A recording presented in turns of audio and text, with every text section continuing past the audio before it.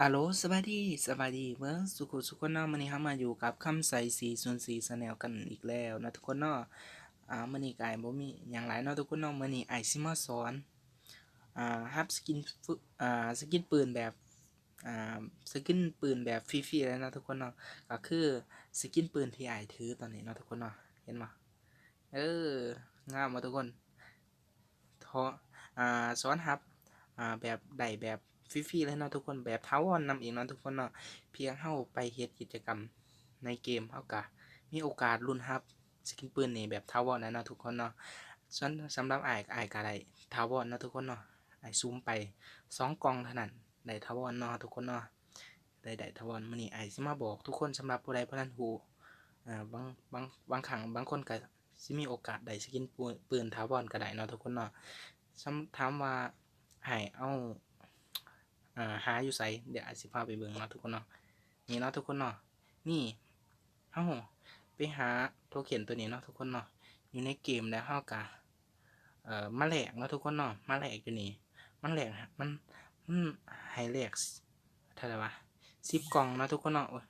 10กล่องเนาะทุกคนเนาะสำหรับอ้ายก็แลกไปบ่ถึง10กล่องซ้ำได้ก่อนเนาะทุกคนเนาะได้ถาวรเลยนี่ได้ถาวรนี่อ้ายพร้อมหมุนไป2กล่องเนาะทุกคนเนาะ ถ้าอ้ายหมุนไปอีกก็คือบ่ได้เนาะทุกคนเนาะเดี๋ยวอ้ายสิลองอ่าเอ่อลองเปิดให้เบิ่งก็ได้นะทุกคนเนาะนี่มาเฮาอ่ามันใส่โทเค็นนี่10อันเนาะทุกคนเนาะสำหรับมาแลกนี่มันก็จะได้1กล่องก็มีโอกาสได้เนาะทุกคนเนาะ มีโอกาสได้เนาะทุกคนเนาะสำหรับอ้ายก็เปิดไปเลยเนี่ยนี่ปึ้งเห็นบ่ทุกคนอ้ายเปิดเลยนี่ มันก็ได้แต่มันอ้ายได้แล้วเนาะทุกคนเนาะ ก็มีโอกาสได้นะทุกคนเนาะสำหรับโทเค็นตัวนั้นหามาได้ไสทุกคนก็คือเขาไปหาอยู่ในเกมนะทุกคนเนาะเขาอยู่ในเกมหาเก็บตามแมปตัวไปนะมันจะดรอปนะทุกคนเนาะสามารถเอามาแลกได้ในนี่สกินปืนนะทุกคนนะเดี๋ยวให้เบิ่งนี่เห็นบ่ถาวรเลยทุกคน ได้แบบฟรีๆไอ้เฮ็ดจนตกใจก็เลยคิดว่าดีก็เลยอยากมาบอกต่อๆนะทุกคนเนาะนี่เห็นบ่ทุกคน ไอ้ก็มีลายอยู่ดอก มี3เลยตัวถาวรนะทุกคนเนาะนี่ก็ถาวรอยู่นี่งามเลยเนาะทุกคนเนาะสามารถถือก็ได้ในหน้าล็อบบี้เนาะทุกคนเนาะอืมสำหรับใครอยากได้ก็อย่าลืมไปเฮ็ดเอาเนาะทุกคนเนาะได้อีหลีได้ไอ้ก็บ่คิดว่ามันสิได้แต่ว่ามันก็ได้เนาะทุกคนเนาะ สำหรับผู้ใดอยากได้ก็ลองเข้าไปเฮ็ดกิจกรรมในเกมเนาะทุกคนเนาะหรือว่าอ่าเข้าไปบ่ เขาไปเบิ่งบ่ บ่เป็นหยังเนาะเดี๋ยวให้ไปหาเองอยู่ในเกมมีอยู่แล้วเนาะทุกคนเนาะมันดรอปตามแมปแล้วทุกคนไปหาเก็บเอาแล้วก็มาแลกตัวนี้เนาะทุกคนเนาะสามารถได้อีดีเนาะทุกคนเนาะอ้ายก็มีแต่2กล่องนี่ก็เลยได้ถาวรเนาะทุกคนเนาะอืมอ้ายก็บ่คิดว่าสิได้แต่ว่าได้แล้วก็นี่สามารถหาเก็บแล้วก็สามารถมาแลกสกินปืน M79 อีกก็ได้เนาะทุกคนเนาะสำหรับผู้ใดอยากได้ สกิน M79 เนาะทุกคนผู้ใดบ่มีเนาะถ้าอ้ายก็บ่มีเดี๋ยวอ้ายสิ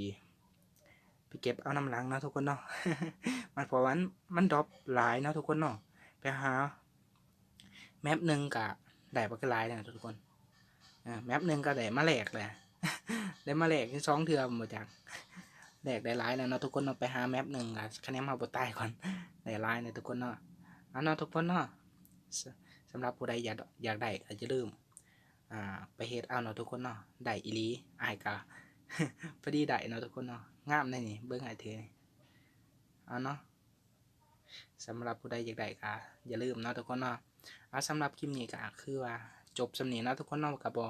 บ่มีหยังหลายบ่มีหยังหลายเนาะทุกคนเนาะ ก็ถือว่าช่องเราบ่เคยได้ลงคลิปดนแล้วเนาะทุกคนเนาะ มีแต่คลิปเดียวนี่เป็นคลิปที่2เนาะทุกคนเนาะสำหรับผู้ใดมักก็อย่าลืมกดไลค์กด Subscribe ให้อ้ายนี่เด้อทุกคนเด้อเพื่อเป็นกำลังใจเนาะทุกคนเนาะสิได้เฮ็ดคลิปต่อๆไปถ้ามีโอกาสเนาะทุกคนเนาะยามถ้ามีโอกาสจึงสิได้เฮ็ดนะทุกคนนะก็โดนๆเทื่อจึงสิมาเฮ็ดถ้ามีข่าวสารดีๆก็สิมาแจ้งให้น้องๆหรือว่าอ่ผู้ใดสนใจเนาะทุกคนเนาะอยากรู้หยังก็สามารถตอบได้เนาะทุกคนเนาะ สำหรับคลิปนี้ก็ขอจบเพียงเท่านี้เนาะทุกคนเนาะเดี๋ยวพอกันใหม่ในคลิปหน้าเนาะทุกคนเนาะสำหรับผู้ใดอยากอยากให้เฮ็ดหยังก็อย่าลองคอมเมนต์ไว้อย่าลืมเนาะทุกคนเนาะคอมเมนต์อย่าลืมเดี๋ยวอาจสิลองมาเฮ็ดนำตามที่คอมเมนต์ไว้เนาะทุกคนเนาะบางทีเฮ็ดได้หรือถ้าว่าบ่เฮ็ดได้ก็ เฮ็ดบ่ได้ก็บ่ได้เฮ็ดเนาะทุกคนเนาะจังได๋เว้าเก้อๆข้างๆจังได๋ก็ขอโทษขออภัยเนาะทุกคนเนาะเพราะว่าเว้าบ่ทันเป็นปานใดเนาะทุกคนเนาะเพราะพวกแอบเฮ็ดซื่อๆเนาะทุกคนเนาะเฮ็ดมั่วๆซั่วๆไปเลยเนาะทุกคนจักคือบ่คือ จังได๋ก็อย่าลืมกดไลค์กด Subscribe ให้เด้อทุกคนเด้อเพื่อเป็นกำลังใจในการสิได้เฮ็ดคลิปต่อไปเนาะทุกคนเนาะ สำหรับคลิปนี้ก็พอกันใหม่สำหรับคลิปนี้ก็ขอลาไปก่อนนะทุกคนเนาะพบกันใหม่ในคลิปหน้าบ๊ายบาย